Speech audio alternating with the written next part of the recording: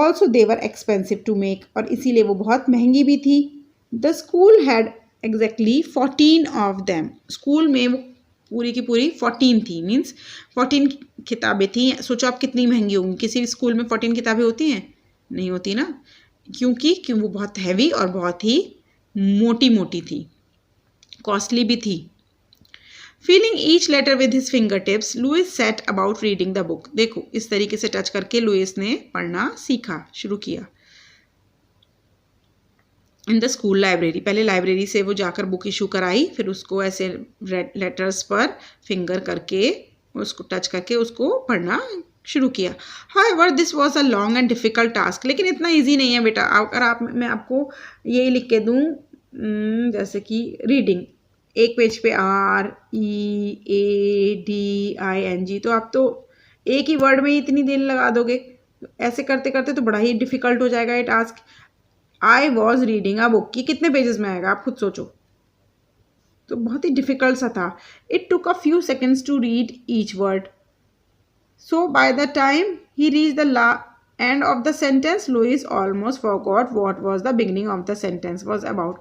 एक करके अगर हम लिखेंगे आई, दूसरे पेज पे आएंगे W, नेक्स्ट पेज पे AS, आई वॉज, फिर रीडिंग R, एक पेज पे EADING बुक। तो यही भूल जाते थे लास्ट लेटर पे आते आते कि फर्स्ट लेटर क्या था, फर्स्ट कहाँ से शुरुआत करी थी सेंटेंस की, और सेंटेंस से फिर चैप्टर होते थे, तो बड़ा मुश्किल सा था और लुइस को ये कुछ समझ सा नहीं आया।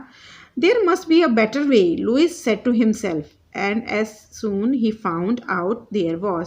लुइस ने सोचा ये तो कोई खास तरीका नहीं है, कुछ और बढ़िया तरीका ढूंढना पड़ेगा। लुइस ने अपने आप से बोला, और लुइस ने फिर वो तरीका भी ढूंढना शुरू कर दिया, और कुछ उसे ऐसा मिला भी।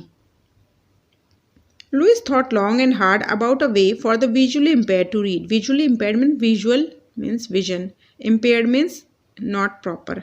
सो जिनका विजन प्रॉपर नहीं है, मीन्स जो ब्लाइंड है, उनके लिए एक तरीका ढूंढने के लिए लुइस ने बहुत सोचा और एक तरीका ढूंढा। Others had created symbols that could be read by touch, however this finger reading was slow and difficult and the symbols were complex. अब एक दूसरा तरीका था जिसमें सिम्बल्स बनाए हुए थे, सिम्बल्स को टच करके रीड करना था, लेकिन ये जो था बड़ा कॉम्प्लेक्स तरीका था, बड़ा डिफिकल्ट सा था, इसको समझ पाना भी बड़ा मुश्किल था। एक सिम्बल को पहले आप रिकॉग्नाइज करो, अच्छा इसका मतलब A होता है, यहाँ पे A आएगा, नेक्स्ट पेज पे जाओ, अच्छा इसका मतलब P होता है, ये P होगा। तो बड़ा डिफिकल्ट और कॉम्प्लेक्स सा तरीका था, उसको ये भी तरीका समझ नहीं आया। Louis wanted an alphabet code to make reading by touch quick and easy। वो चाहता था कोई अल्फ़ाबेट का कोड हो, मीन्स अल्फ़ाबेट जो ABCD होते हैं, ऐसा कोई कोड हो जिन्हें हम टच करके रीडिंग को ईजी और क्विक बना सकें, क्योंकि ऐसा थोड़ी ब्लाइंड है तो फिर सारा टाइम अपना रीडिंग में ही वेस्ट कर देंगे, और भी बहुत काम होते हैं, मीन्स रीड करना भी नहीं आ पा रहा, समझ भी नहीं आ पा रहा, तो उसने सोचा कुछ और ही तरीका ढूंढना पड़ेगा। As fate would have it, Louis soon got the chance he was looking for. Fate means किस्मत, जैसा किस्मत उससे कराना चाहती थी, लुइस को एक और चांस मिला जिससे वो ढूंढ रहा था। कौन सा चांस है भाई, देखते हैं। He heard about something called night writing, उसने एक चीज़ सुनी थी night writing, which was design by captain Charles Barbier. Important line, please underline. He had heard about something called night writing designed by Captain Charles Barbier। उसने नाम सुना था night writing, जो कि कैप्टन चार्ल्स बाबियर ने बनाई थी। अब ये नाइट राइटिंग क्या होता है, इसके बारे में पढ़ते हैं। The French army use this method to read messages in the dark. अच्छा, उसके सुनने में आया कि फ्रेंच आर्मी जो है वो नाइट राइटिंग मेथड यूज़ करती है जब रात को उनके पास मैसेज आता है। अच्छा चिल्ड्रन, वॉर टाइम में क्या होता है, मैसेज कभी भी आ सकते हैं, वॉर होती है तो बिल्कुल ब्लैकआउट करना पड़ता है, और जब रात को कोई मैसेज आता है तो वो कैसे रीड करेंगे, लाइट जला नहीं सकते, क्योंकि जैसे ही लाइट जलाएंगे एनिमीज़ को पता चल जाएगा और वो उन पर अटैक कर सकते हैं। सो अंधेरे में मैसेज आए हैं तो उन्हें कैसे रीड करना है, इसका एक तरीका ढूंढा था कैप्टन चार्ल्स बाबियर ने, नाइट राइटिंग इसे कहते थे। At night, soldiers could not read written messages because they would need light to read. If they lit a match, the light might attract the enemy's attention। जैसे मैंने आपको बताया कि रात को जो मैसेज आया है वो कैसे पढ़ेंगे, उनको लाइट चाहिए, और अगर लाइट जलाई तो एनिमी को पता चल जाएगा, दुश्मन को, और वो वहाँ पे अटैक कर सकता है। मैच मीन्स मैच स्टिक, माचिस जलाना नहीं पॉसिबल था। Instead they used N alphabet code made of small dots and dashes. इसके बदले वो एक अल्फ़ाबेट कोड यूज़ करते थे जो कि डॉट्स और डैशेस से बना होता था, code language. The symbols were raised up of the paper so that the soldiers could read them by running their fingers over them. अच्छा, जो सिम्बल्स बने होते थे, जो कि चिन्ह बने होते थे, वो पेपर के ऊपर रेज्ड अप होते थे, मीन्स कुछ पिंचिंग करके बनाए जाते थे, जो कि उसको टच करके आप उसके ऊपर फिंगर्स चलाकर आप फील कर सकते हो कि क्या लिखा हुआ है। तो ये एक नाइट राइटिंग मेथड था। Louis tried out the code. Louis ने भी ऐसा कोड रीड करने की कोशिश की। He saw that it was good but he wanted to improve it further. उसे वो बहुत अच्छा लगा, लेकिन वो चाहता था वो कुछ और भी इसके ऊपर इम्प्रोवाइजेशन करे, कुछ इम्प्रूव करे। तो इस समय जब अंधेरा हो रहा है, कुछ दिख नहीं रहा और मैसेज भी रीड करना है, तो भी एक तरीके से ब्लाइंड ही हो गए।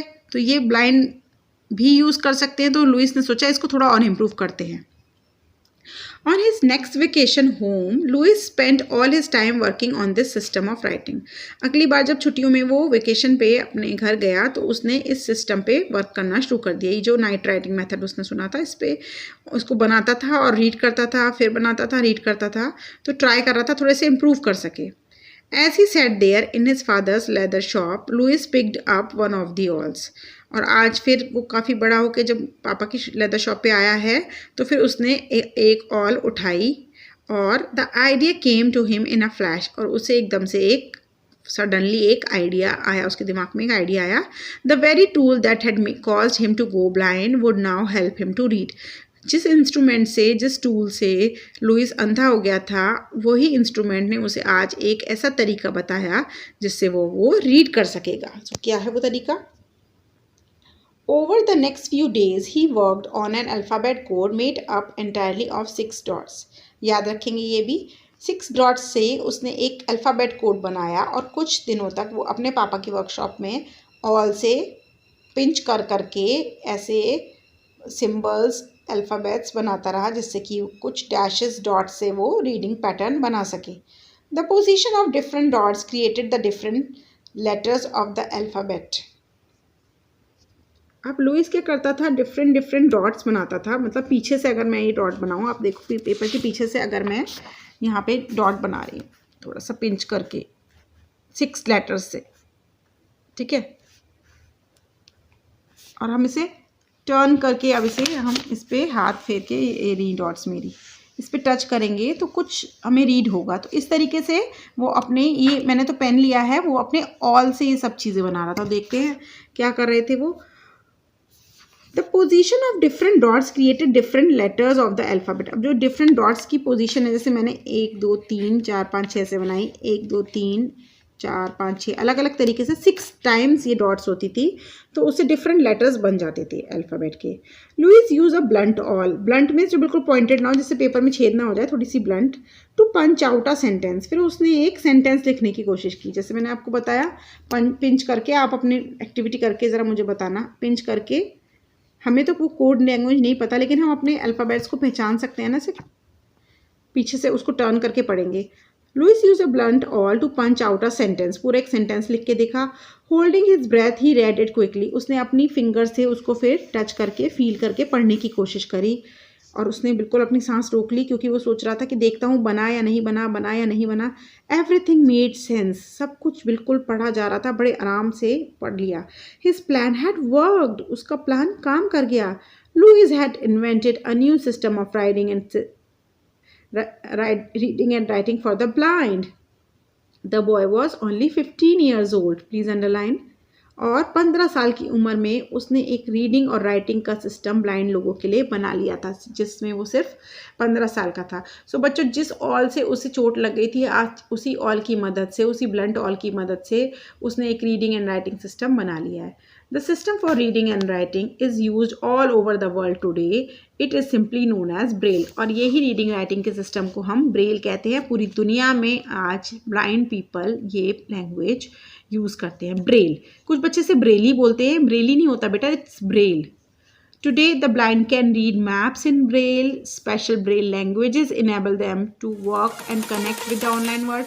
अच्छा, कंप्यूटर की जो कीबोर्ड होता है ना, उसके ऊपर भी उसने वो ब्रेल लैंग्वेज टाइप कर दी जो कंप्यूटर